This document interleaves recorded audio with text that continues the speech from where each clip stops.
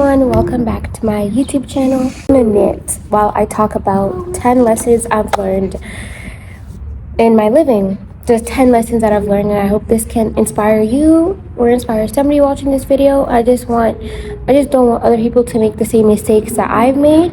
So I'm gonna be sharing 10 lessons I've learned while I knit.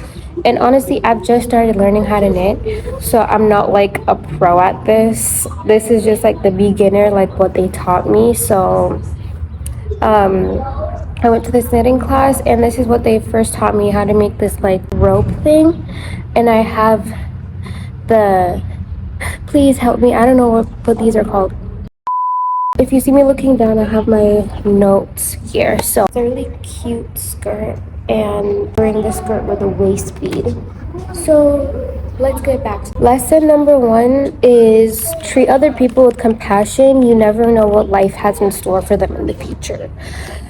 It's always good to treat other people with respect, with kindness, because we're all human beings. We're all made by God, and we are all made in his image. So all of us deserve respect. All of us deserve compassion and kindness. And when you don't treat someone like that, it's like you're going against God in a way, because you're like, well, God made this person. God also made you too. So it's like, why are you not treating this person with what they deserve, with what they like? You know what I mean?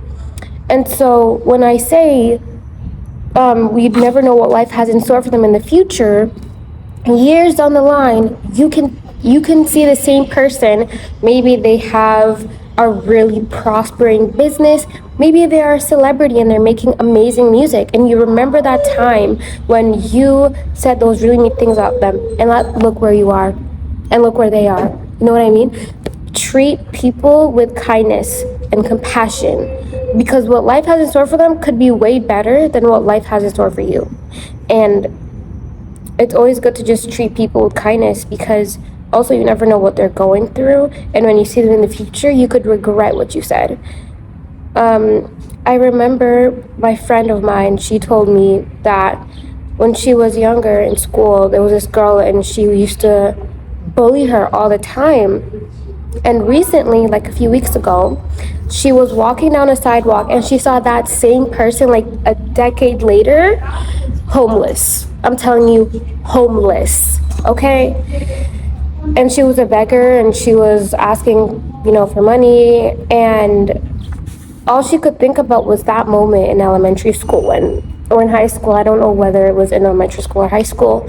And she was like just bullying, and it's like, you never know. You really never know. So it's always good to treat people with kindness and compassion. Number 2 is to work hard in school.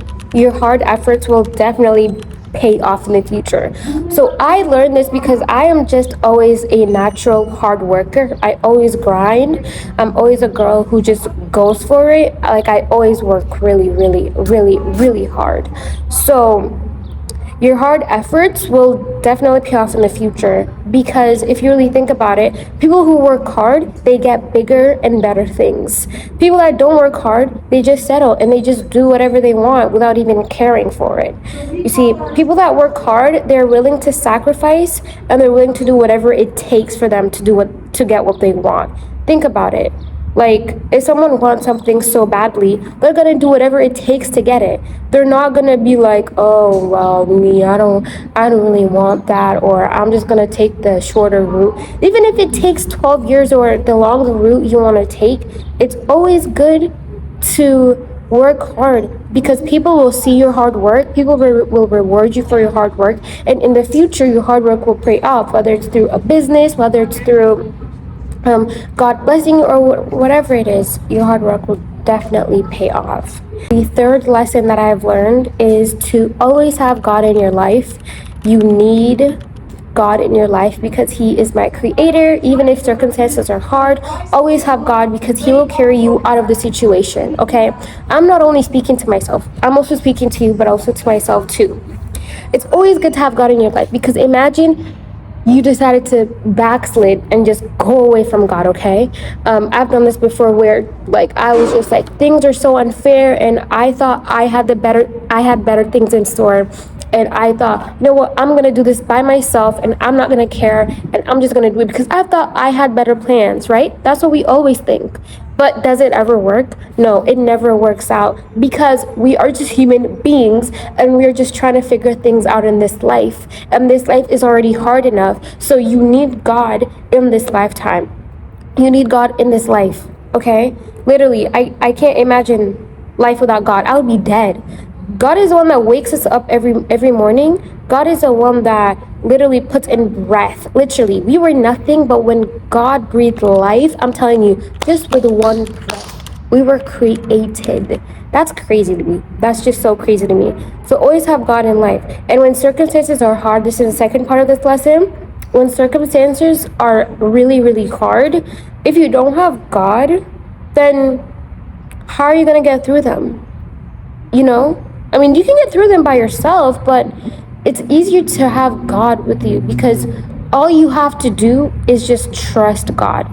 And that is the only thing we have to do, and be obedient.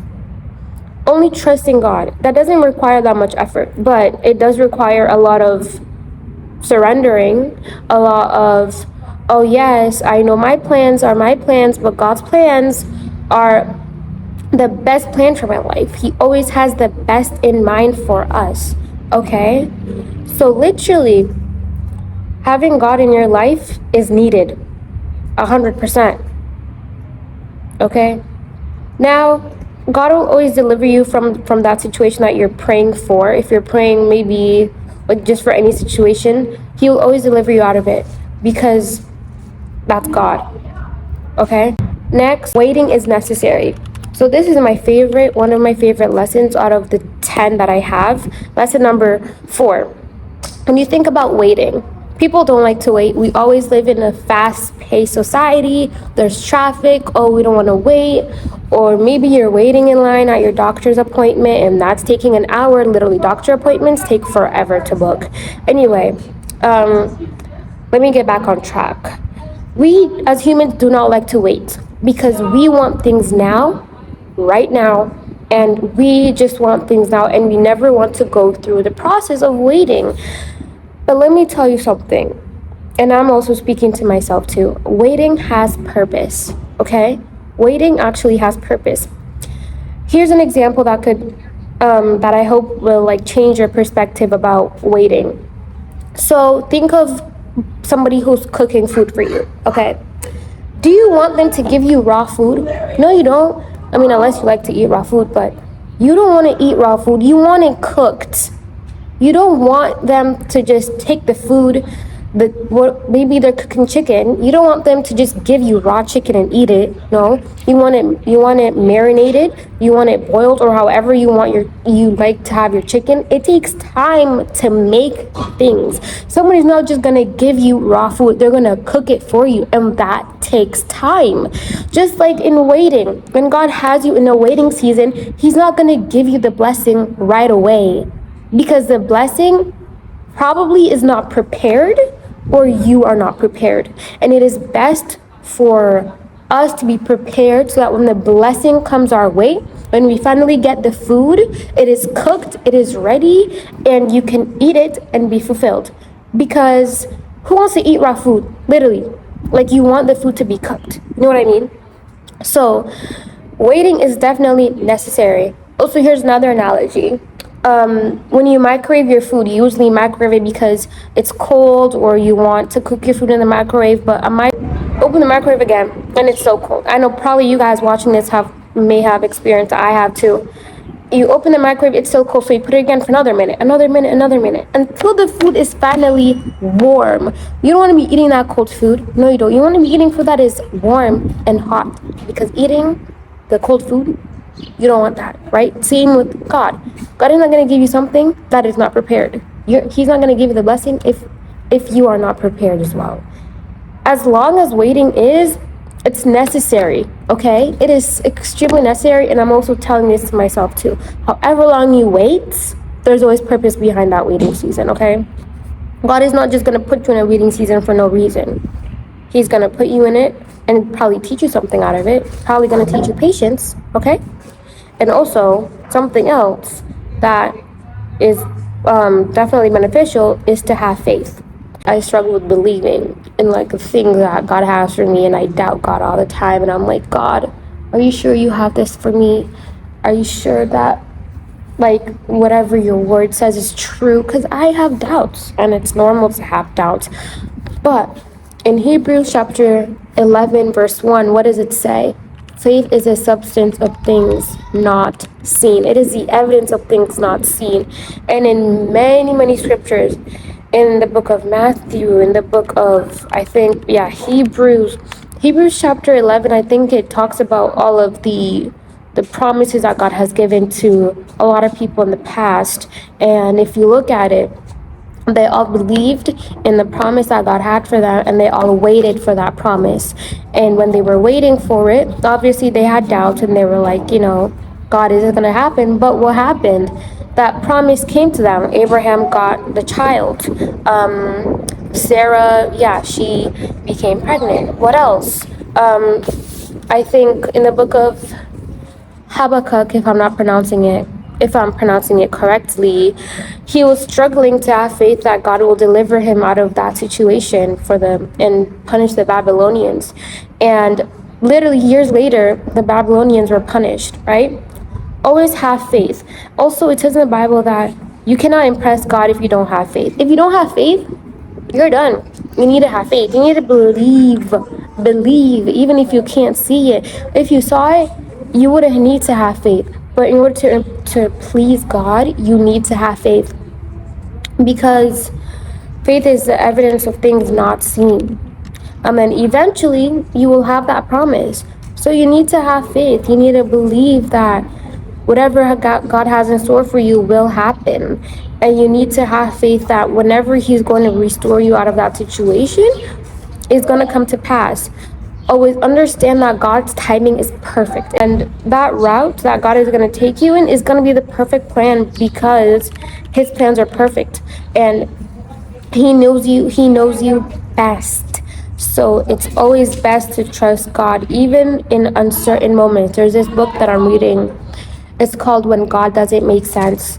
I'll actually show the picture of the book somewhere here.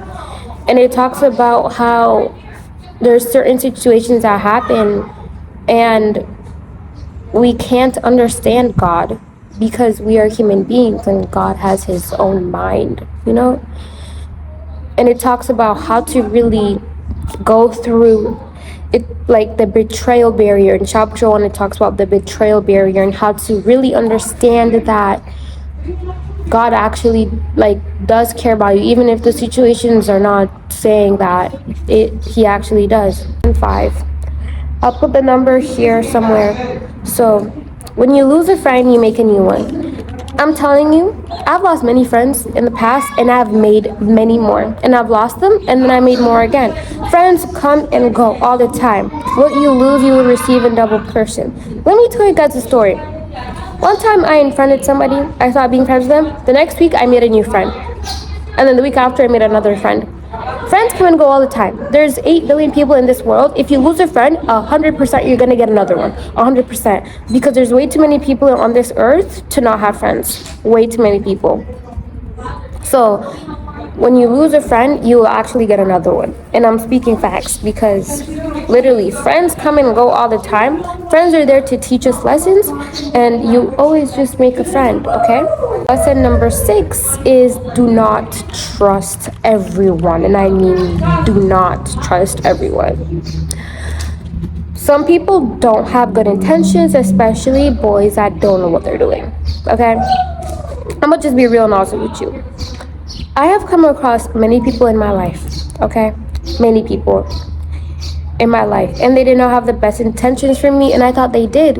Because they had some of them will have a wall, and they will just cover up their plans so that when you look at them, you see this perfect person, or this person that you think is the right person, and they're just... And this is not just for relationships, this is for friendships as well. and you think that like there's nothing that's wrong with them. Everybody has flaws, and once you get that, that is dangerous. Once you like actually think that there's nothing wrong with someone, that is extremely dangerous, because now you're putting them above a high pedestal, and you only like them, or you only are friends with them based off of that perception you have in your mind, and not actually the perception that they are. And once you understand that, you're able to release yourself from that person that you want them to be or that you think they are, and you just face them at face value. Instead of, oh, you think they're perfect, they're not. Everybody is not perfect. Everyone is not perfect, okay? Everyone is literally not perfect. And one person is gonna hurt you, another person might hurt you even worse. You have to let go of that idea that, oh, everyone is perfect, or oh, no, this person can't hurt me. Even strangers on the street that you meet don't even have good intentions. Literally, don't even have good intentions. Let me give you guys a story. It's not my story, but it's a story I heard today. I don't know if you guys know this girl. Her name is Auntie Legwalk. I think she's Nigerian.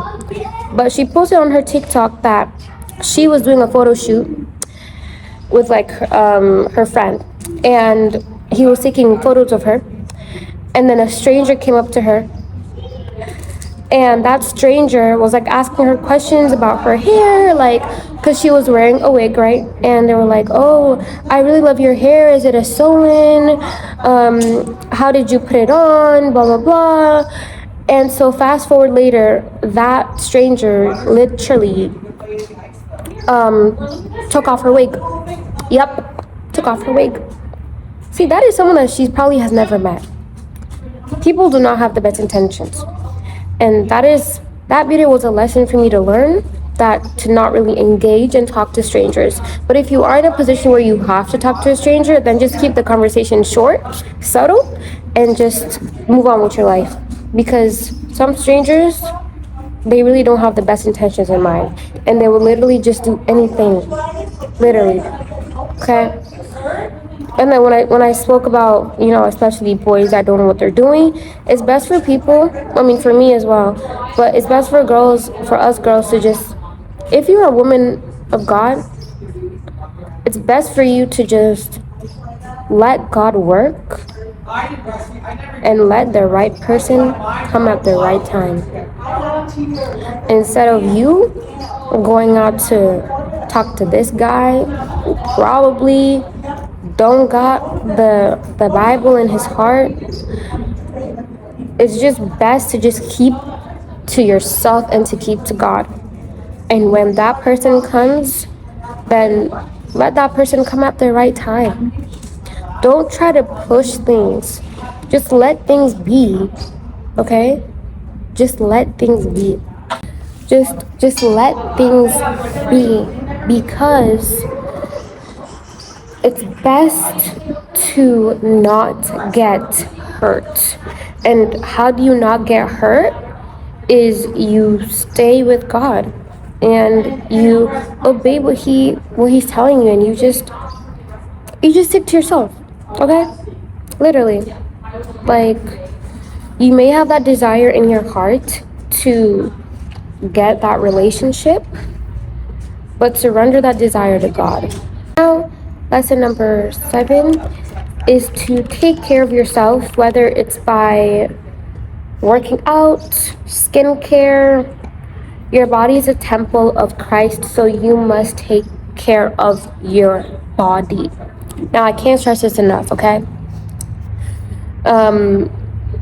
Always take care of your body. If you are insecure about a certain part of your body and you want to change it, it's best to just love yourself with the way your body is right now. And then later on, or if you do want to change certain parts, or if you do want to work out to lose weight, right, then you can do that. but love your body in the stage that it's in, because when you get that dream body, of course you will like it and appreciate it, but you'll have a hard time loving it because you didn't love your body throughout the different stages and the journeys that it was on. So it's best to always just have, like, always just take care of your body. And in this society, everyone cares about looks. Everyone cares about how you look like. But society, they just do it too much, and it's best to just take care of your body the way you want to take care of it. And it's really just best to take care of it because your body is a temple of Christ. You don't want to be feeding it junk food every single day. You don't want to be just treating yourself so horribly, because at the end of the day, God created you. Your body is a vessel of the soul, so it's best to take care of it so that you look healthy, and it is God's temple. So it's always good to take care of what God made, what God created. Lesson 8, have a relationship with God. It is extremely important to have a relationship with God, because I feel like with me, just having a relationship with God just teaches me new things, and it teaches me how much I am loved by God. Like, he literally died on the cross for me. That is a lot of love. And when I tell you, just having God in your life makes you feel like peaceful. Like, there's just so much peace that comes with it, and it's something that I will never literally never ever back down on, because having God in your life will just teach you so many things. He will guide you, and you don't have to. It literally says, don't worry about anything. Don't worry about anything. If you're anxious, give it to God. If you're worried, give it to God. Surrender your plans to him. So me, I don't go and worry about nothing, because all I can do is just pray. I can trust and believe that God got it for me, and not I gotta stress out about nothing. When I'm telling you nothing, like actually nothing, no cap, nothing. You just let God be God, and you will see how God has transformed your life.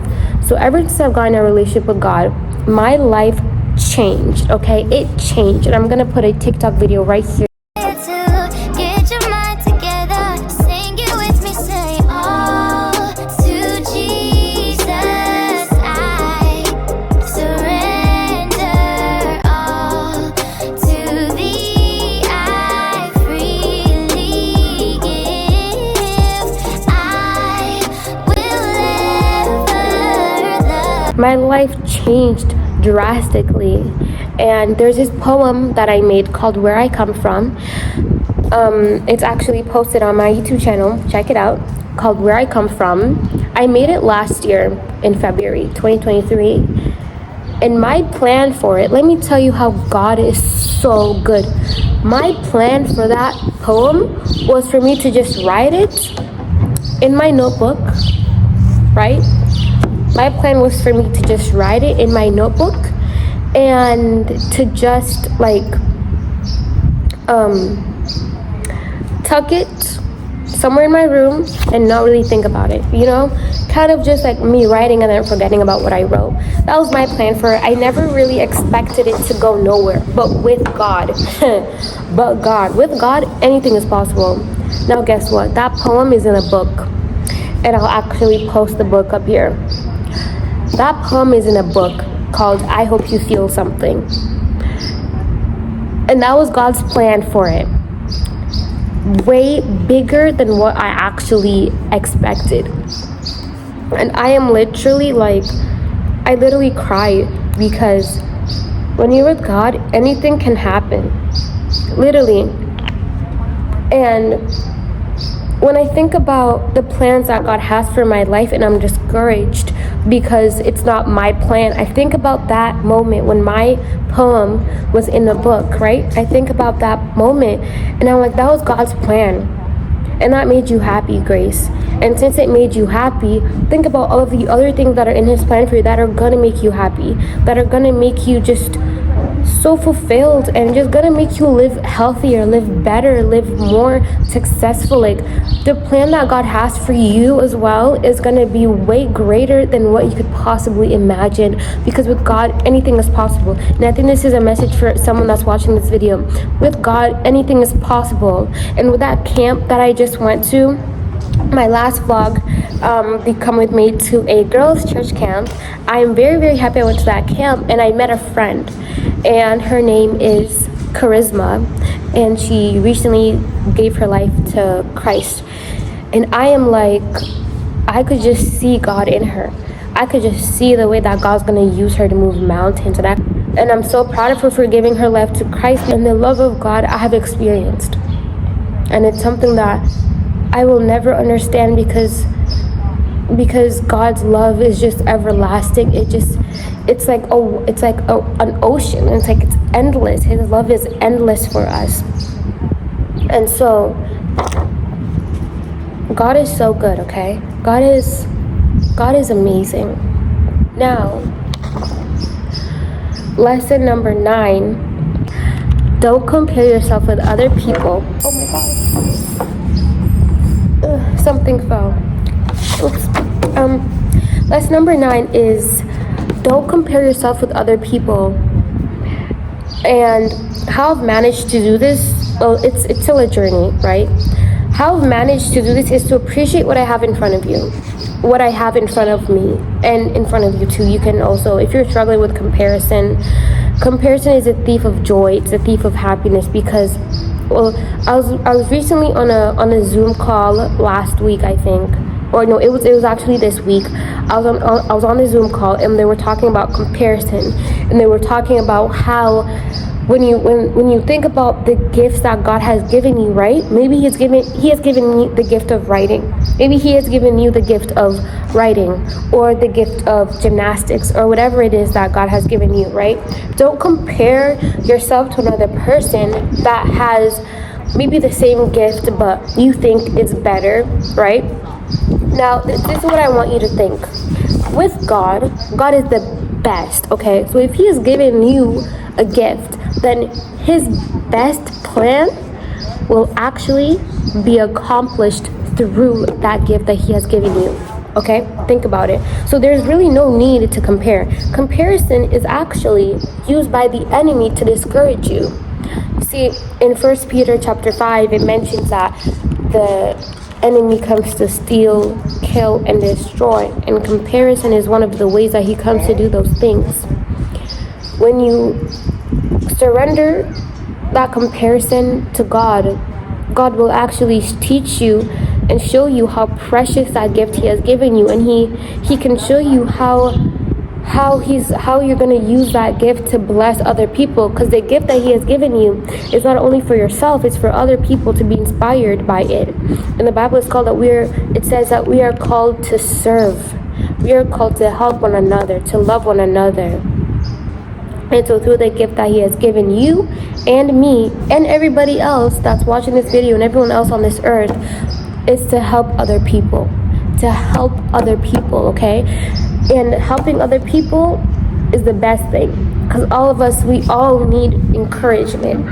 And so don't compare it. Don't compare your gift, because God is going to use that gift to the ultimate best, okay? Do not compare yourself to those people, because everyone is unique. We all have something special within us, and there's only one you on this earth, okay? Imagine if everybody else on this earth was the same. We would be living in a boring place, right?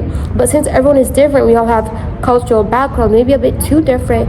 We all have cultural backgrounds. We're all different skin colors. We all have different interests, different likes. We all have different everything. Everything about us is different. That makes us special, and that's what makes us unique.